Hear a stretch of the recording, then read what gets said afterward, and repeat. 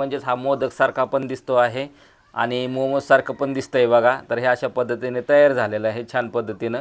तर आता आपल्याला काय करायचं आहे बघा, एक तर तुमच्याकडे असं मातीचं वगैरे भांडं असतं बघा प्रत्येकाच्या देवघरामध्ये, जेणेकरून आता एकही मच्छर तुमच्या घरातच काय घराच्या आसपास सुद्धा येणार नाही आणि चावायचं तर लांबच। तर हो, बरोबर ऐकलं तुम्ही। तर नमस्कार भावा बहिणींनो, परत एकदा स्वागत आहे माझ्या नवीन अशा माहितीपूर्ण आयुर्वेदिक आणि जुगाडाच्या व्हिडिओमध्ये। तर आजचा आपला विषय तुम्ही ऐकलाच असेल की जे मच्छर आहेत ते मच्छर मारण्याचं आणि मच्छरांना लांब पळवून लावण्याचं जे औषध आहे ते आज आपण तयार करणार आहोत। तर बघा, तुम्ही काय म्हणसान की दादा आता गुड नाईटच्या कॉईल आल्यात, ऑल आऊटच्या कॉईल आल्यात किंवा औषधं आलेत। हो आलेत, बरोबर आहे, पण जे खर्चिक काम आहे आणि दुसरं म्हणजे काय आहे की हे कॉईल किंवा हे ऑल आऊटचे लिक्विड आहेत तर हे शरीरासाठी घातक आहेत आपल्यासाठी, किंवा लहान मुलांपासून तर आपल्याला हे दूरच ठेवायचं आहे बघा। त्याच्यामुळं हे ज्या वस्तू आहेत महाग तर आहेतच, पण शरीराला घातक आहेत म्हणून आपण काय करत असतो की ह्या वस्तू लांब ठेवायच्यात, कारण ह्या नाकावाटे श्वास घेतल्याच्यानंतर आपल्या शरीरामध्ये जात असतात। बऱ्याच अगरबत्त्या ह्या बाजारामध्ये आलेल्या आहेत, त्या घातक पद्धतीने वापरल्या जातात। तर आपल्याला ते न करता आपल्याला घरगुती पद्धतीने आपल्याला काय करायचं आहे बघा की हे मच्छर पळवण्याचं किंवा मच्छर न चावण्याचं जे औषध आहे ते आपण घरच्या घरी तयार करणार आहोत आणि त्याचा साईड इफेक्ट कुठलाही नसणार आहे। तर त्याच्यासाठी आपण साहित्य काय काय घेतलं आणि ते साहित्यापासून आपल्याला जे औषध आहे ते कशा पद्धतीने तयार करायचं आहे आणि त्या औषधाचा परिणाम किती छान होतोय ते पण पाहायचं आहे बघा आपल्याला। तर चला आता आपण काय करूया की व्हिडिओला करूया सुरुवात।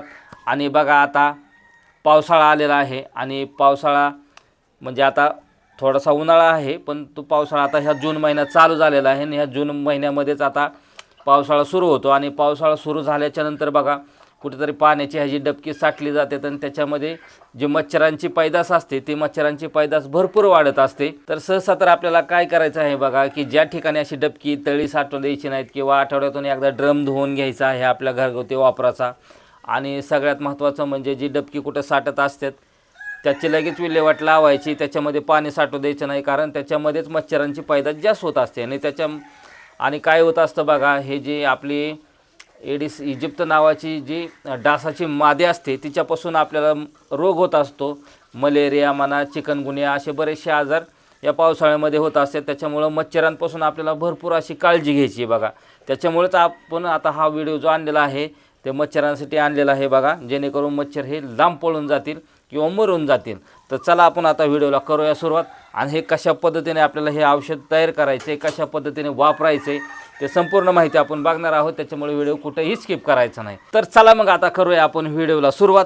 आणि त्याच्यासाठी आपण काय घेतलेलं आहे बघा, तर सगळ्यात महत्त्वाचं आपण जे घेतलेले आहे ती एक कुटणी, म्हणजेच आपला जो खलबत्ता असतो प्रत्येकाच्या घरामध्ये असतो बघा, तसंच आपण हा खलबत्ता घेतलेला आहे। आणि खलबत्ता घेतल्याच्या नंतर सगळ्यात महत्त्वाचं आपण काय घेणार आहोत बघा, तर सगळ्यात पहिल्यांदा आपण जे घेणार आहोत आपण औषध तयार करण्यासाठी ते आहे बघा हा तेजपत्ता। काय आहे हा तेजपत्ता आहे। हा मसाल्याच्या दुकानामध्ये म्हणजेच किराणा मालाच्या दुकानामध्ये हा जो मसाला असतो, मसाल्यामध्ये आपण चटणी वगैरे बनवत असतो किंवा भाताला वापरत असतो, असा हा तेजपत्ता आहे बघा।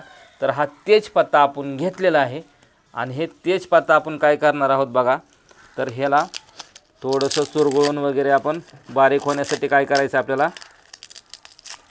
की आपण ह्या कुटणीमध्ये टाकून घ्यायचं आहे बघा, हे अशा पद्धतीने बारीक करून। त्याच्यानंतर आपण काय घेतलेलं आहे बघा, तर हा घेतलेला आहे आपण लिंबाचा पाला।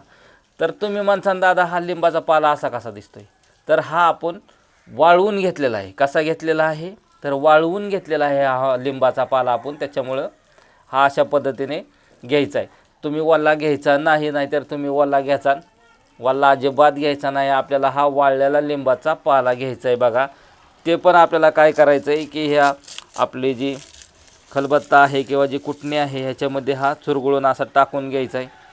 त्याच्या काड्यासुद्धा आपल्याला वापरात घ्यायच्या आहेत, काड्या टाकून द्यायच्या नाहीत। तर ह्या अशा पद्धतीने आता आपण काय केलेलं आहे ह्याच्यामध्ये टाकून दिलेलं आहे।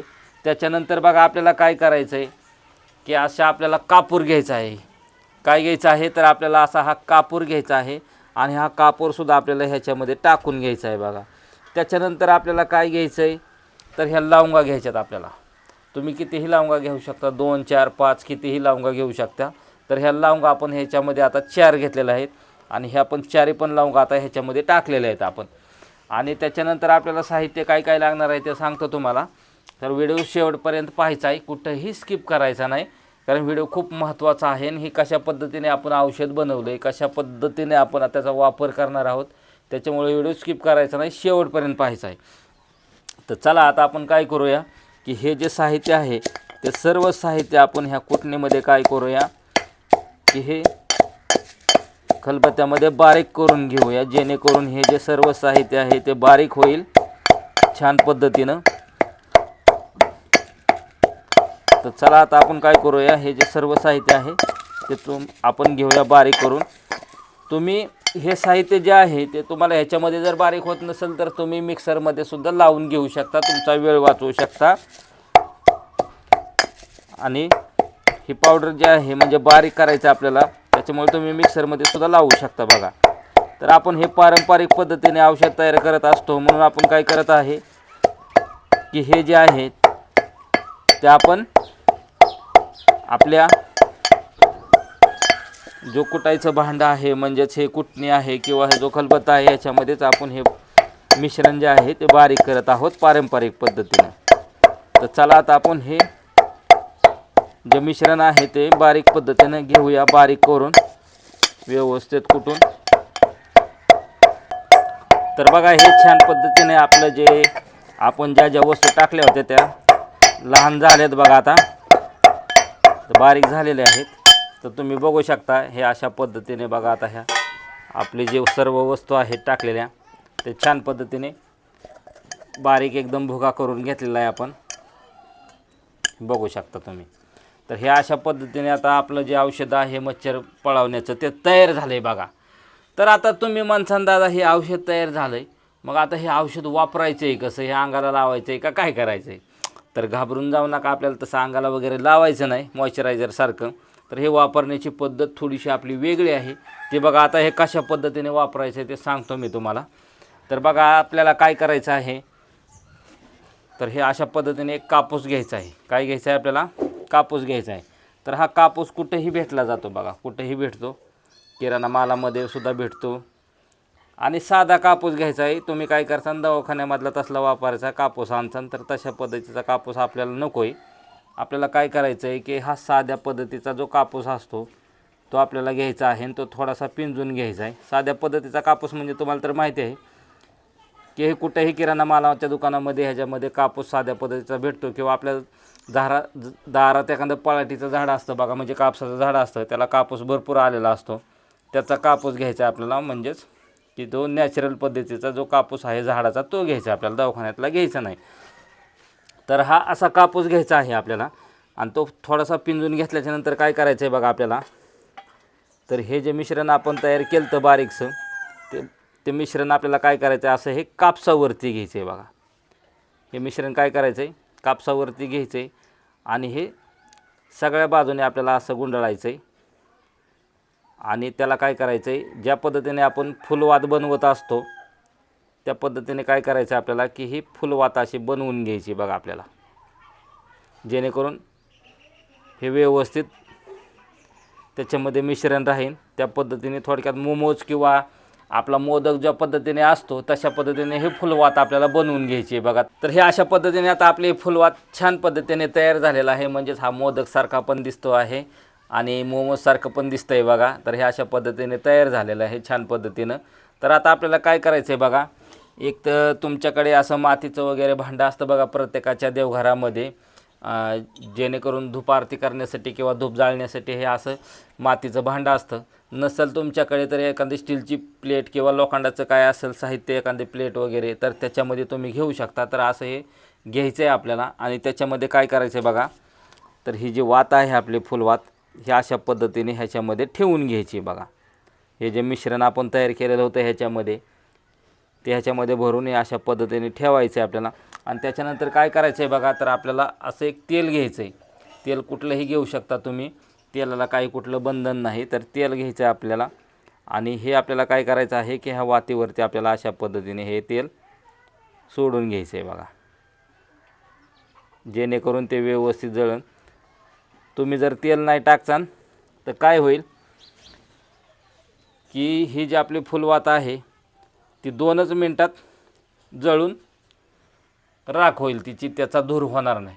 मग त्यासाठी आपल्याला काय करायचं आहे, सतत हा दिवा लागून राहिला पाहिजे. तुम्ही मच्छरची कॉईल वगैरे बघितली असेल किंवा अगरबत्ती बघितली असेल, ती तासनतास 12 तास 10 तास कितीही तास चालत असते बघा. ते तशाच पद्धतीने आपल्याला काय करायचं आहे की ही जास्त वेळ चालण्यासाठी आपल्याला हे तेल सोडायचं आहे ह्याच्यावरती, जेणेकरून हे भरपूर वेळ चाललं पाहिजेत बघा. तर आता तुम्ही म्हणसान दादा हे तर तयार झालेलं आहे, मग आता हे ठेवायचं कुठं? तर बघा, आपली जी खिडकी असते ह्या खिडकीपासून खिडकीच्या आतमध्ये बघा मच्छर येत असतात खिडकीतून, त्याच्यानंतर दरवाजातून येत असतात किंवा घरात कुठेही मच्छर कानाकोपऱ्याने थांबलेले असतात बघा. तर अशा ठिकाणी आपल्याला काय करायचं आहे, खिडकीजवळ हा दिवा एक ठेवायचा आहे, हे जे आपण वात तयार केली ती. त्याच्यानंतर दरवाजाच्या कोपऱ्यात एक ठेवायचं आहे आणि त्याच्यानंतर आपल्याला कुठं ठेवायचं आहे की जिथं कानाकोपऱ्यामध्ये भरपूर असे अंधारामध्ये मच्छर थांबलेले असतात त्या ठिकाणी ठेवायचं आहे, जेणेकरून त्याचा धूर जे आहे तो संपूर्ण पसरेल आणि मच्छर जागेवरती मरतील. तर बघा परत काय करायचं आपल्याला, तर हे तयार केलेलं जे आहे ते आपल्याला अशा पद्धतीने बघा आता हे पेटवून घ्यायचं आहे बघा हे. आणि हे पेटवून घेतल्याच्या नंतर बघा या अशा पद्धतीने हा दिवा जो आहे तो भरपूर तास असा चलत राहतो आणि त्याच्यामुळे ह्याच्यातला धूर जो आहे, ज्याच्यामध्ये आपण जे मिश्रण टाकलेले आहेत, हे जे मच्छरांचे दुश्मन आहे बघा, हा सर्व धूर म्हणजे जे ह्याच्यामध्ये जे साहित्य टाकलेलं आहे आपण ते सर्व मच्छरांचे दुश्मन आहे. त्याच्यामुळं मच्छर हा चावायचं तर लांब घरातही येणार नाही, लांब पळून जाणार आहेत बघा मच्छर. आणि ह्याचा बघा थोड्या वेळाने असा धूर, आता हे वात आहे तोपर्यंत वात पेटल्यासारखे दिसते, पण थोड्या वेळाने बघा ह्याच्यामधून भरपूर असा धूर बाहेर फेकला जातो आणि एकदम नॅचरल पद्धतीने बघा जे आपल्या घरातील मच्छर आहेत ते नॅचरल पद्धतीने मरतात, बाहेर भिवून पळून जातात आणि घराच्या आसपाससुद्धा फिरकत नाहीत. आणि सगळ्यात महत्त्वाचं म्हणजे हा दिवा जो आहे तो फक्त आपले जे लहान मुलं आहेत त्यांच्यापासून फक्त थोडासा लांब ठेवायचा आहे. ह्याचा साईड इफेक्ट कुठलाही नाही, ह्याचा धुराचाही साईड इफेक्ट कुठला नाही. फक्त हा जो दिवा आहे तो फक्त कोणाला भाजू नये किंवा काय होऊ नये अशा पद्धतीने आपल्याला ठेवायचं. तर भावा बहिणींनो, आपण हे जे मच्छर पळवण्याचं जे औषध तयार केलेलं आहे, मच्छर मारण्याचं जे औषध तयार केलेलं आहे, हे तुम्हाला कसं वाटलं? आवडलं असल्यास नक्कीच आपल्या व्हिडिओला लाईक आणि कमेंट करायची. तर चला भेटूया अशाच नवीन आपल्या माहितीपूर्ण आणि आयुर्वेदिक अशा जुगाडाच्या व्हिडिओमध्ये. तोपर्यंत धन्यवाद.